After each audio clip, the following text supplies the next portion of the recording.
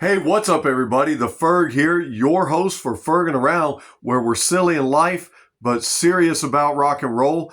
Do you remember when it was the 80s, but then all of a sudden it wasn't anymore? It was the 90s.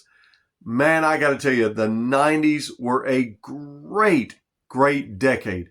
A great decade for music, a great decade for sports, great decade to be growing up and be a teenager, because I was, and maybe many of you were. Great decade for just about everything in entertainment and pop culture. Jobs were everywhere. The price of gas was low, definitely a lot lower than right now, but I won't get into that. I digress. However, music was making great strides and things were happening all over the place. I mean, in the world of sports during the 90s, you've got Michael Jordan on top of the world, winning all of his championships. And you got to believe that I was loving that. Those of you that know me, Mark McGwire was making records and hitting 70 home runs, which would later be beaten by Barry Bonds in the 2000s. He would pass that record, but the 90s were just this great time for sports, a great time for entertainment. In the world of wrestling, the Attitude Era was just beginning and things were starting to happen that were just exciting. The 90s to me, and maybe to you, were a very exciting time, but I'll tell you what, it was exciting for music lovers and music makers. The 90s saw more money made in music across all genres: rock and roll, rap and hip hop, country, you name it. In the 90s, concerts, albums, CDs, merchandise went through the roof, and more money was made on music and music-related things in the 1990s than any other decade before or since. They still haven't topped it. And right as the 90s were beginning in the world of rock and roll, for those of us who are rock heads and metal heads, and those of us who are listening to hard rock, Guns N' Roses was probably the top band, the most badass band that was out there kicking ass and doing it and selling out shows and selling albums and records. And then all of the sudden, as the 90s are creeping in, MTV, which was still playing great music and great videos at that time that were music videos of all genres. I mean, you had Yo MTV Raps, you had Headbangers Ball, you had your pop videos on, but one video in particular took the world by storm, and you've already guessed it. It was Nirvana's Smells Like Teen Spirit. It didn't start very high on the charts, but as it got more and more play, it seemed to blow things out of the water and kick open a brand new door that had never been kicked open before. It opened up the world to grunge and to the Seattle sound and what would come to be typified and identified as grunge, and some would later blur the lines of describing that and alternative music. And it just seemed to kick open the door for everybody's minds of being open to listening to new styles of music that they had never, ever listened to before. And while that was going on, also gangster rap was starting to be on the rise. Now, previously, rap had done well and hip hop had done well, but in the 90s, it took a shift. It took a big shift with groups like NWA and Public Enemy, and then Ice Cube going out on his own, and Dr. Dre going out on his own, and new artists that we'd never heard of before, like Snoop Dogg and Tupac, Biggie coming in. And what an era for the genre of rap.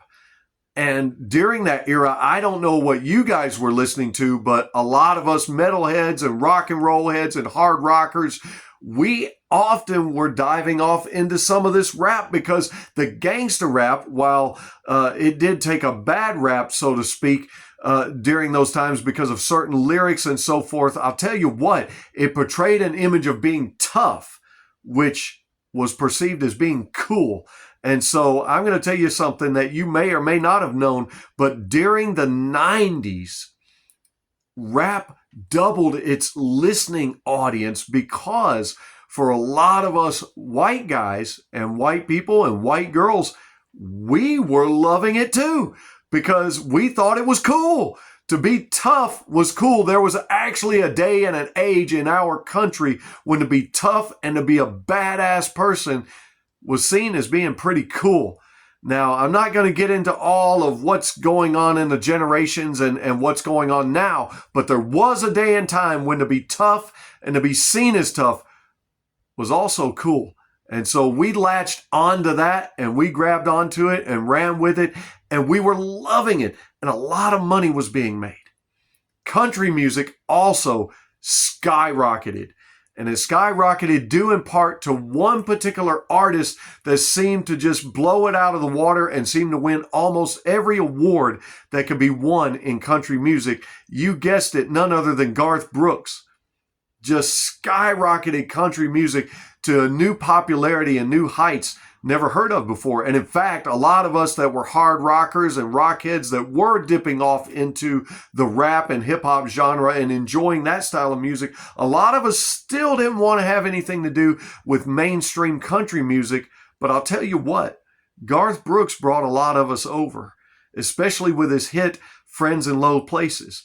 So what I would like to do for you guys as we take a trip down memory lane, remembering the 90s, remembering such great things as the music, remembering also in the 90s, the Batman franchise in entertainment was blowing up and was big. We were finally seeing Batman on the big screen in a way we've never seen before. In comic book stores had started popping up all over the place in the 90s, very, very popular. Almost everything and anything you could think of that was popular was popping in the 1990s. It's a great decade and a great decade for entertainment, sports, and definitely music. And as we talk about a lot of music here on Fergin Around, we're going to take a journey. If you'll go with me, what I would like to do is spend several videos, and it's going to take quite a while to get from 1990 all the way to 1999. But I'd like for you to go on a journey with me, and I would like to highlight in all genres, rock and roll, hard rock, heavy metal, rap and hip hop, country, and sometimes pop. Now, I wasn't a big fan of the boy bands and some of the pop music that hit in the 1990s, but boy, did it sell records off the top of the shelves. And man, CDs were flinging and concerts were going and girls were going nuts over guys like NSYNC and Backstreet Boys, you name it. So we're going to take a journey, if you'll go with me, through some of the most iconic albums of the entire decade of the 1990s. It'll take a little while to get through it, but if you'll hang on, I'm not ferging around with you. I want to highlight some amazing music, stop off and talk about these albums and some of the songs, and maybe you can rediscover some of the music that you loved and bring back great memories. Or maybe if you're a new time listener to the channel or a new time listener to this type of music, whether it's rock, rap, country, maybe you'll latch on to something that you enjoy. Maybe you'll find a gem or a jewel or a nugget or a diamond in the rough, and you'll find a new favorite artist or a new favorite band, and you'll go with us down this trip. So stay tuned in, stay locked in, and don't forget to like and subscribe. And don't forget also, when they ask you, what have you been doing, to tell them, I've just been ferging around. We'll see you on this trip through the 1990s and some of the greatest albums ever produced. See you there.